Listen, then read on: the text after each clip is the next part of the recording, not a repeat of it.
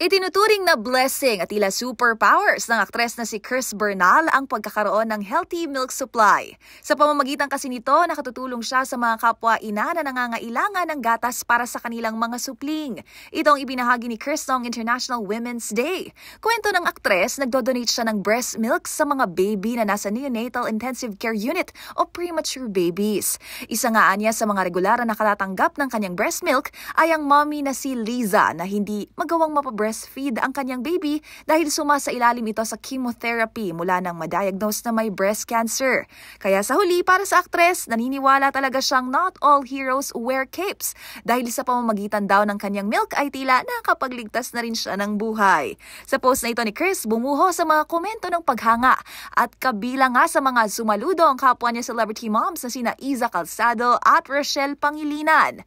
Agosto noong nakaraang taon, isinilang ni Chris ang kanilang first baby na si Hailey Luca. Hangwa niya sa salitang hallelujah na nangangahulugang praise the Lord. At Luca na mula naman sa NBA star na si Luka Doncic na kanya raw pinaglihian.